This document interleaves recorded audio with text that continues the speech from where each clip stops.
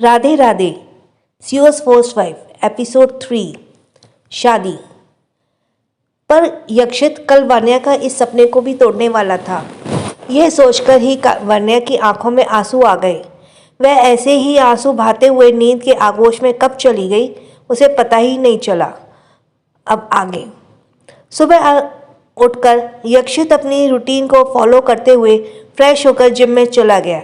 1 घंटे बाद वह जिम से वापस आ गया, फिर शॉवर लेकर वॉशरूम में चला गया। वन्या अभी भी सो ही रही थी। थोड़ी देर बाद वह रेडी होकर बाहर आ गया। व्हाइट और ब्लैक कलर के 3 पीस सूट में वह बेहद ही हैंडसम लग रहा था। उसने ब्रेकफास्ट किया और एक सर्वेंट को वन्या का ख्याल रखने के लिए कह दिया। साथ में उसे कुछ इंस्ट्रक्शन भी दिए वन्या को अब रेडी करने के लिए। फिर वह अपने ऑफिस के लिए निकल गया। कायदे से तो आज उसकी शादी होने वाली थी, लेकिन उसे शादी की तैयारियों में बिजी रहना चाहिए था। पर यक्षित राय सिंघानिया को उसका काम इन सब चीज़ों से ऊपर था। जिंदगी में उसे सिर्फ 2 ही चीज़ों से मतलब था, एक तो अपना बिजनेस और दूसरी उसकी फैमिली। इसके अलावा भी दुनिया में कोई चीज़ होती है, यक्षित को शायद ही पता हो। प्यार जैसी चीज़ों का मतलब तो उसे दूर दूर तक नहीं पता था, और ना ही वह मतलब रखना चाहता था, क्योंकि उसे लगता था कि शायद उसे अवनी से प्यार हो जाए, क्योंकि अवनी का बिहेवियर उसके और उसकी फैमिली के साथ बहुत ही स्वीट था। आज तक उसने अवनी का स्वीट जस्टर ही देखा था, पर अवनी वह नहीं थी जो यक्षित और उसकी फैमिली को दिखाती थी। उसे यक्षित से कोई मतलब नहीं था। मतलब था तो सिर्फ उसके नाम से, उसके पैसे से और उसकी इतनी बड़ी प्रॉपर्टी से। जब उसे अवनी की असलियत का पता चला, उसी पल से उसे प्यार जैसे शब्द फेक लगने लगे। अब उसने डिसाइड कर लिया था कि अब चाहे कुछ भी हो जाए, वह इन सब फीलिंग्स से अपने दिल से पनपने ही नहीं देगा। पर अगर उसे प्यार जैसी चीज़ों पर इंटरेस्ट नहीं है, तो वह वान्या से शादी क्यों करना चाहता है, यह तो हमें आज शादी के बाद पता चलेगा।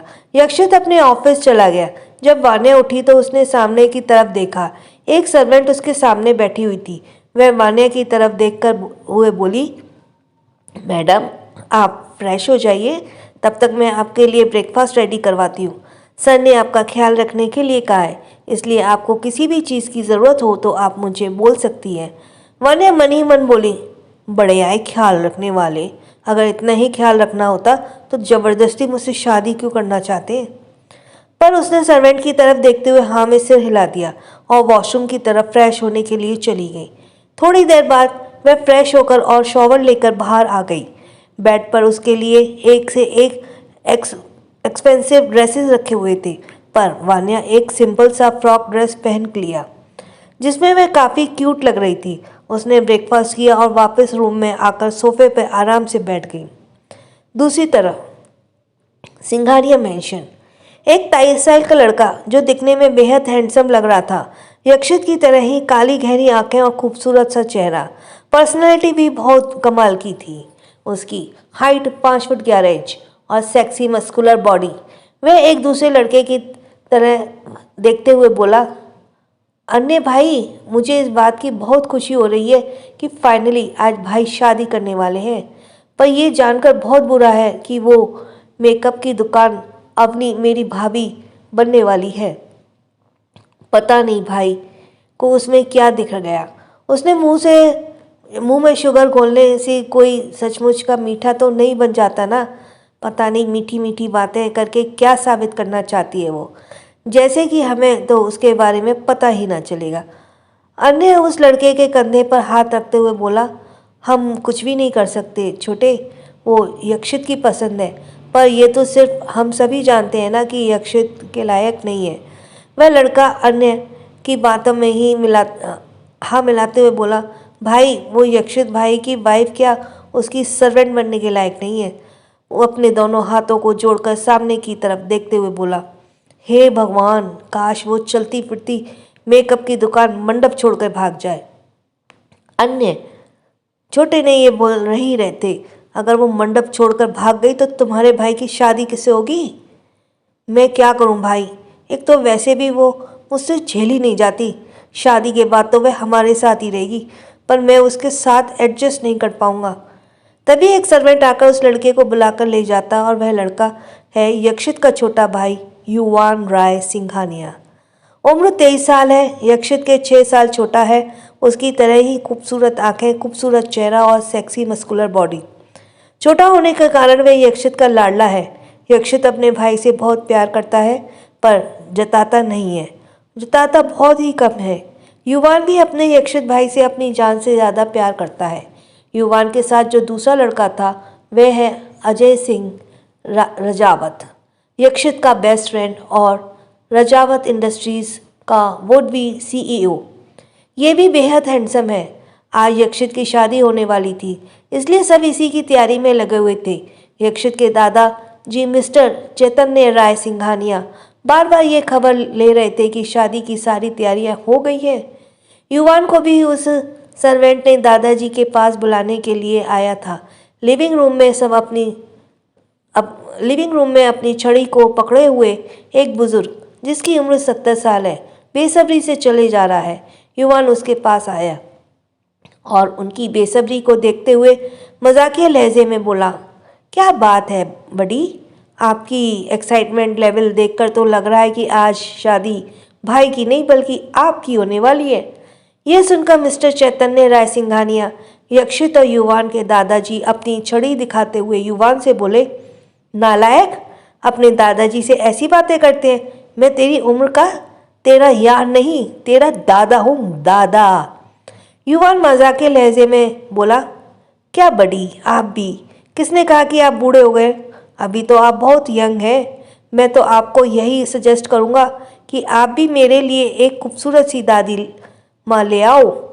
चैतन्य जी युवान को एक बड़ी छड़ी लगाते हुए बोले, तू इस उम्र में भी मुझे अपनी दादी से पिटवाना चाहता है? युवान साइड हटते हुए बोला, बड़ी दादी माँ तो अभी हेवन में होंगी, उन्हें क्या पता चलेगा कि आप यहाँ किसके साथ रास रच रहे हैं।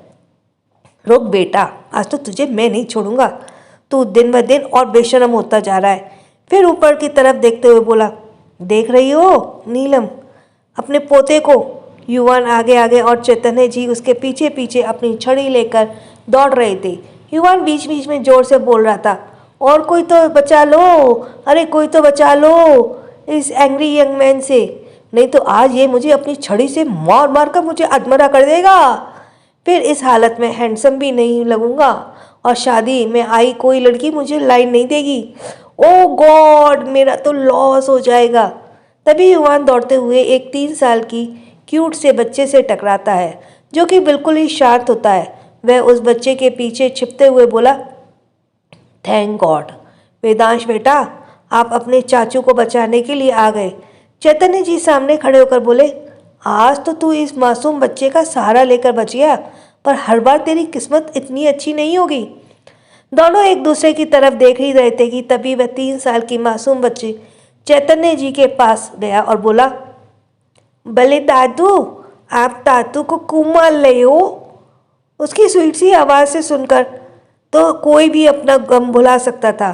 चैतन्य जी अपने घुटनों के बल बैठ गए और उसके सर पर हाथ फेरते हुए बोले, मेरे बच्चे, क्योंकि आपके चाचू बहुत बदतमीज़ हो रहे हैं ना, इसीलिए। ये कहते हुए दादाजी की जुबान के एक और कान को पकड़कर दादाजी युवान की एक कान को पकड़ते मरोड़ देते हैं। हाँ दादाजी छोड़िए, बहुत दर्द हो रहा है। तभी एक लड़का वहाँ आ जाता है। दिखने में बेहद हैंडसम और डैशिंग लग रहा था। वह कैजुअल आउटफिट में था। सिंपल वाइट शर्ट और जीन्स पैंट में भी उसकी चार्मिंग पर्सनैलिटी उभर कर आ रही थी।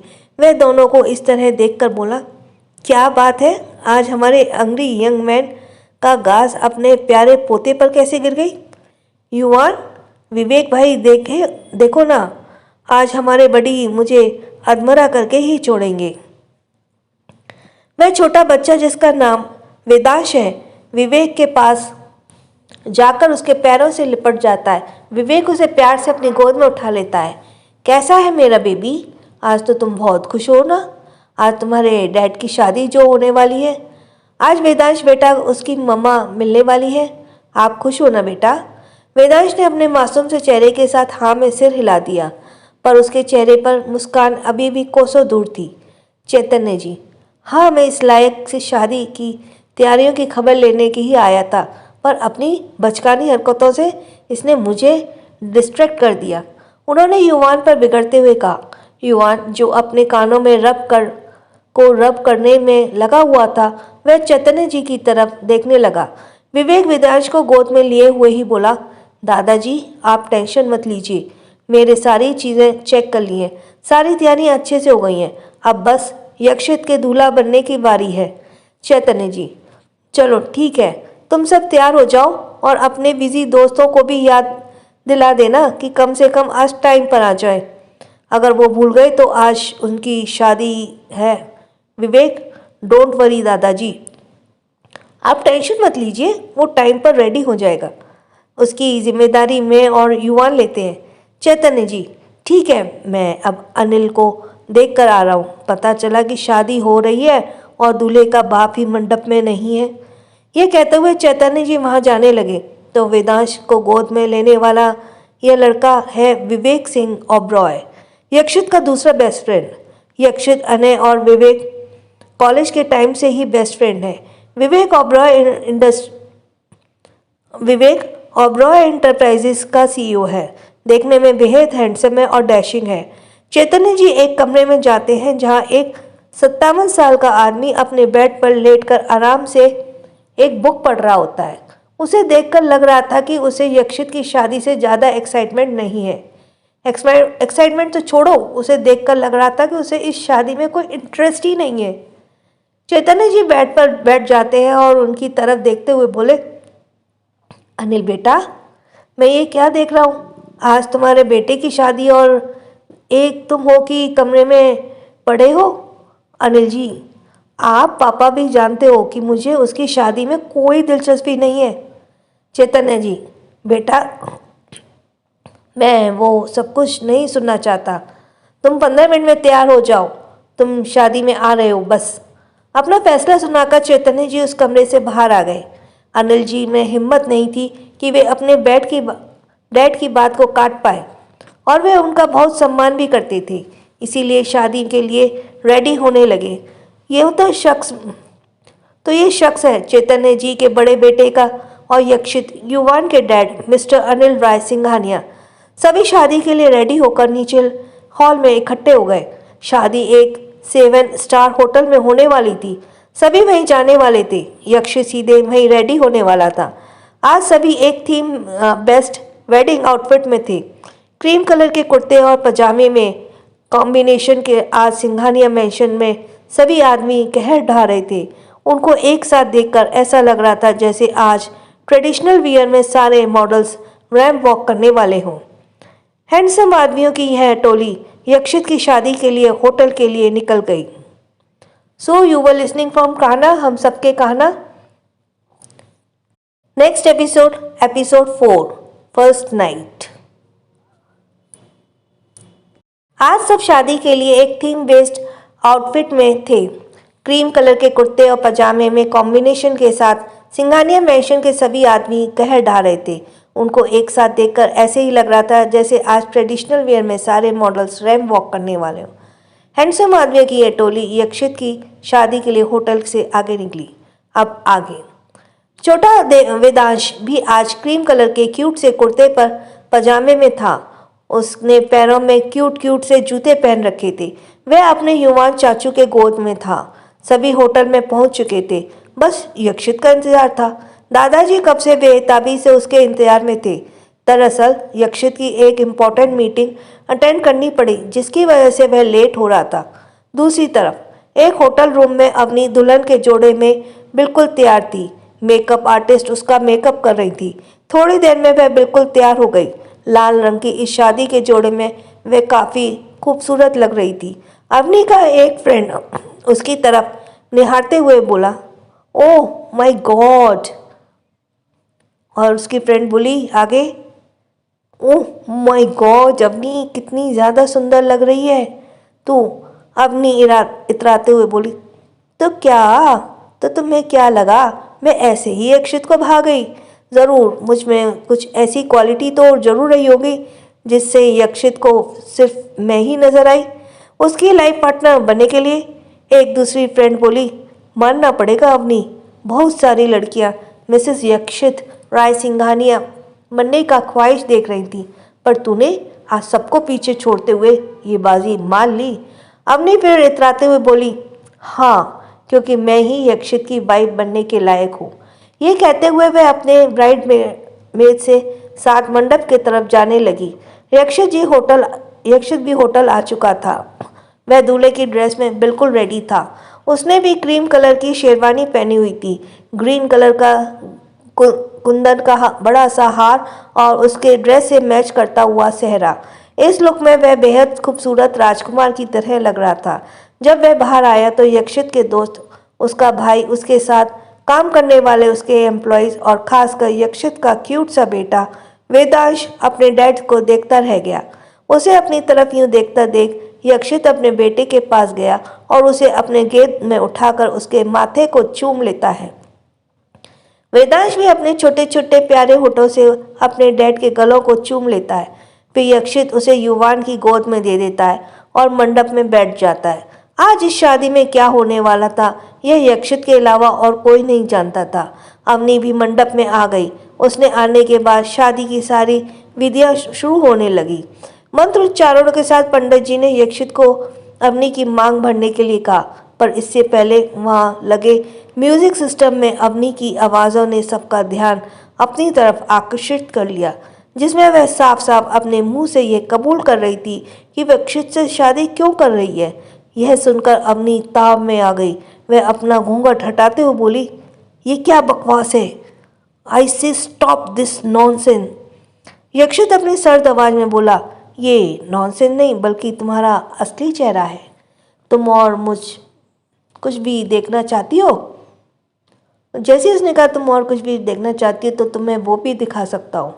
यह कहते हुए वह एक प्रोजेक्टर पर एक वीडियो प्ले करता है जिसमें अवनी अपने डैड को यक्षित से शादी करने के पीछे असली रीज़न को बयां कर रही थी। अब अवनी की पोल खुल चुकी थी, पर फिर भी अपनी बेशर्मी की जारी रखते हुए वह बोली, हाँ, तुमने बिल्कुल सही समझा यक्षित। मैं तुमसे ये शादी तुम्हारे पैसे, तुम्हारी प्रॉपर्टी के लिए करना चाहती हूँ, पर इसमें गलत क्या है? आज की दुनिया में किसी पैसे से प्यार नहीं है, किसी नहीं है पैसे से प्यार। युवान विवेक की तरफ देखते हुए बोला, भाई बेशर्मी तो देखो इस लड़की की। यक्षित अपनी सर्द आंखों में उसकी तरफ घूरते हुए बोला, इतने सालों से क्या तुम ये नहीं जान पाई कि यक्षित राय सिंघानिया को धोखे से सख्त नफरत है, या अपनी अच्छाई का नाटक करते करते तुम ये भूल गई थी? अवनी, ओके फाइन, मैं समझ गई कि मैं तुम्हारे इरादों का पता चल चुका है, पर मैं भी तो देखूं कि तुम किससे शादी करते हो। यक्षित राय सिंघानिया, तुम्हारे गुस्सैल और एरोगेंट नेचर को देखते हुए मुझे नहीं लगता कि कोई भी लड़की तुमसे शादी करने के लिए रेडी होगी। यक्षित अपनी आंखों में एक चमक लेकर बोला, don't worry miss Avni Khurana, तुम्हें मेरी चिंता करने की कोई ज़रूरत नहीं है। मेरी शादी इसी मंडप में होगी और आज ही होगी।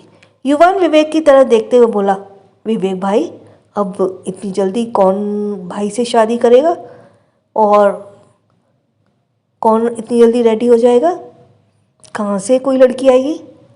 घर के बाकी आदमी भी हैरान होकर यक्षित को देखने लगे। तभी शादी के जोड़े में वन्या वहां पर पहुंच गई। यक्षित पूरी तैयारी के साथ वहां पर आया था। उसने वन्या का हाथ पकड़ते हुए मंडप तक ले आया। वन्या विवेक और युवान की तरफ देखते हुए बोली, अनय विवेक मंडप तक ले आया। अनय विवेक और युवान की तरफ देखते हुए बोला, ये लड़की कौन है? युवान, भाई ये जो भी है, पर इस मेकअप की दुकान से अवनी से तो फार बेस्ट है। थैंक गॉड आपने मेरी सुन ली। यक्षित पंडित जी की तरफ देखते हुए बोला, पंडित जी शादी की विधियां शुरू करें। पंडित जी ने मंत्र पढ़ना शुरू किया। वन्या बहुत ही नर्वस और बेचैन हो रही थी। आज उसकी शादी हो रही थी। आज उसकी ज़िंदगी का बड़ा दिन था, पर उसका कोई भी अपना वहाँ मौजूद नहीं था। उसने अपनी शादी को लेकर न जाने क्या क्या सपने देखे थे। अपने फ्यूचर हस्बैंड को लेकर भी बहुत सपने संजोए थे, जो आज उसे टूटने नजर आ रहे थे। इस सब की वजह से उसके हाथ ठंडे पड़ चुके थे, जिसे यक्षित महसूस कर पा रहा था। तभी एक बूंद आंसू वन्या की आंखों से निकलकर यक्षित के हाथों में गिर जाती है। वह एक नज़र उठा और वन्या की तरफ देखता है। इस वक्त वह अपनी आंखों को बंद किए हुए होती है। कुछ ही देर बाद यक्षित वन्या की मांग में सिंदूर भर और उसे मंगलसूत्र पहनाकर 7 फेरे ले लेता है और 7 जन्मों का इस पवित्र बंधन में बन जाता है। यक्षित ने अवनी के सामने ही आज शादी कर ली। अवनी तो बस देखते ही रह गई।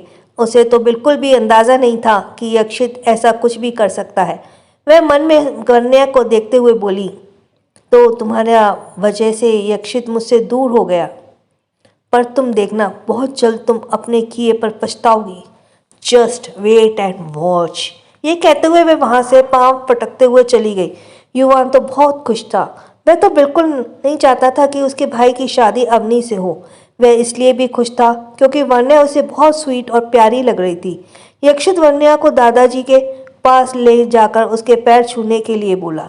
यक्षित और वन्या दादाजी के आशीर्वाद ले लेते हैं। तभी यक्षित अपने डैड अनिल जी को देखता है। चैतन्य जी उन्हें इशारे से हाँ कहते हैं। दोनों उनके पैर छूते हैं तो अनिल जी दोनों को आशीर्वाद देते हैं। युवान चकते हुए अपने भाई और भाभी के हक करते हुए बोला, कॉन्ग्रेचुलेशन भाई एंड भाभी। युवान के बाद बारी बारी से विवेक और अन्य ने भी उन्हें कॉन्ग्रेचुलेशन करते हैं। उसके बाद तेजस, समर्थ, आस्तिक, भाविक, ध्रुव और एकांत भी उनके अपने बॉस और अपनी नई मैडम को कॉन्ग्रेचुलेट करते हैं।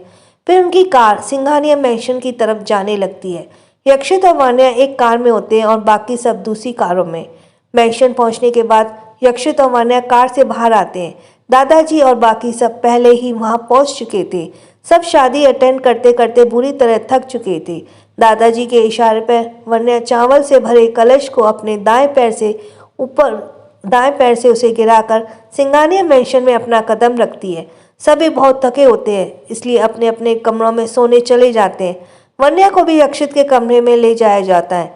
वहां आकर वह हैरानी से कमरे की एक एक चीज़ों को देखने लगती है। सारी चीज़ें बड़े सलीके से रखी हुई थी। कमरे की थीम पूरी वाइट था। कुछ पेंटिंग्स भी लगी हुई थी जो काफ़ी खूबसूरत लग रही थी। रूम में अटैच्ड एक बालकनी भी थी जो ग्लास डोर से होकर जाया करती थी। बेडरूम से अटैच्ड एक और भी रूम थे। फिर वन्या ने नज़र यक्षित के बड़े से मुलायम बिस्तर पर गई जो कि सफ़ेद लिली और गुलाब के सजा हुआ था, जो कि उसके फर्स्ट नाइट के लिए प्रिपेयर किया गया था। यह देखकर वन्या की आंखें बड़ी बड़ी हो गईं। उसे घबराहट भी होने लगी कि पता नहीं आज यक्षित उसके साथ क्या करने वाला है। कहीं वह शादी उसने उसका फ़ायदा उठाने के लिए तो नहीं की है। वन्या ने मन में तरह तरह के ख्याल आने लगे। वह हाथ जोड़कर सामने की तरफ देखते हुए बोली, हे भगवान प्लीज़, मैं ऑलरेडी अपनी लाइफ में बहुत कुछ सह चुकी हूँ। अब प्लीज़ आप मेरे साथ ऐसा कुछ मत कीजिए जिससे मैं पूरी तरह टूट जाऊँ। वन्या के शब्दों में उसका दर्द साफ साफ झलक रहा था। फिर उसकी नज़र बेड के ठीक पीछे दीवार पर लगी एक बड़ी सी तस्वीर पर गई जो कि यक्षित और वेदांश की थी। उस फोटो में यक्षित वेदांश को बहुत प्यार से हक किए हुए था। दोनों बहुत ही प्यारे लग रहे थे, बिल्कुल एक बाप बेटी की तरह। थोड़ी देर तक उस तस्वीर को निहारने के बाद वन्या ग्लास डोर के पास आकर बाहर चांद को निहारने लगी। उस चांदनी रोशनी में वन्या का रंग और भी खिल उठा था। तभी कमरे का दरवाज़ा खुला और यक्षित एंटर हुआ। कमरे में आते ही उसकी नज़र सबसे पहले अपने बेड की तरफ पड़ी जो कि फूलों से बिल्कुल सजी हुई था। फिर उसने वन्या की तरफ अपनी नज़रें घुमाई। वह चांद को निहारने में इतनी बिजी थी कि उसे एहसास ही नहीं हुआ कि यक्षित रूम में आ चुका है। यक्षित ने उसके कंधे पर अपना एक हाथ रखा जिससे वन्या हड़बड़ाकर उसकी तरफ देखने लगी। वन्या ने एक नज़र यक्षित को देखा, फिर अगले ही पल उस बेड को जो कि फूलों से सजा हुआ था। फिर उसने अपनी नज़रें झुका लिया। यक्षित समझ गया कि वन्या घबरा रही है। यह देखकर यक्षित को एक खुरापात सूझा। उसने अपनी एक उंगली से वन्या के चिन्ह को ऊपर किया और वह उसके कंधे को पकड़कर बेड की तरफ मुंह करते हुए बोला, देखो आज हमारे लिए कितनी तैयारियां हो गई हैं। आई थिंक हमें उनकी इस मेहनत को बर्बाद नहीं करना चाहिए। ये कहते हुए वन्या की तरफ बढ़ने लगा। ये देखकर वन्या का घबराहट कई गुना बढ़ गई। उसने तो पहले ही सोच लिया था कि कहीं यक्षित ने उसका फ़ायदा उठाने के लिए तो ये शादी नहीं की। वान्या डर के मारे एक एक कदम पीछे हटने लगी। यक्षित भी उसकी धड़कनें बढ़ने के लिए उसकी तरफ एक एक कदम आगे बढ़ने लगा। अब वान्या के पीछे पीछे हटने के लिए बिल्कुल भी जगह नहीं बची थी। वह दीवार से बिल्कुल सट गई थी। यक्षित ने अपने दोनों हाथों को मजबूत घेरे से वान्या का रास्ता ब्लॉक कर लिया था। दोनों ने बीच अब फासले रह गए थे। अब कम ही फासले थे दोनों के बीच और वान्या ने घबराहट में अपनी आंखें भी बंद कर ली। उसे लगने लगा कि आज यक्षित उसे छोड़ेगा नहीं, पर बड़ी देर बाद भी जब यक्षित उसे बेहद करीब आने का एहसास नहीं हुआ तो उसने आंखें खोल दी। सामने यक्षित अपनी सर्द आंखों से उसके साथ खड़ा हुआ था। वह इसी सर्द आवाज़ के साथ बोला, डोंट वरी, मैंने ये शादी तुम्हारा फ़ायदा उठाने के लिए नहीं की है। तभी यक्षित के दरवाजे से क्यूट सा वेदांश अंदर एंटर हुआ। वह अपने छोटे छोटे कदमों से यक्षित के पैरों से पास पहुंच जाता है और छिपकर अपनी प्यारी आंखों से वान्या को देखने लगता है। यह देखकर यक्षित उसे अपनी गोद में उठा लेता है और उसकी तरफ देखते हुए बोला, मेरा बेबी को नीनी नहीं आ रही? बेटा आप अभी तक क्यों जाग रहे हो? कोई बात नहीं, आज आपके डैडी आपको सुलाएंगे। वान्या उनकी तरफ देखते हुए बोली, डैडी? ये यक्षित का बेटा है। वेदांश ने इसका कोई जवाब नहीं दिया। यह वन्या की तरह ही अपनी मासूम आंखों से देखने लगा। यक्षित वन्या की तरफ देखते हुए बोला, मैंने मेरे बेटे वेदांश की वजह से तुमसे शादी की है, वरना मुझे भी तुमसे शादी करने का कोई शौक नहीं था। वन्या धीरे से बोली, जैसे कि मुझे तो आपसे शादी करने के बहुत शौक है। यक्षित उसकी तरफ घूर कर देखते हुए बोला, कुछ कहा तुमने? So you were listening from Kanha हम सबके Kanha channel. Thank you for listening. Like share and subscribe करो और छोटों को प्यार, बड़ों को सम्मान। राधे राधे।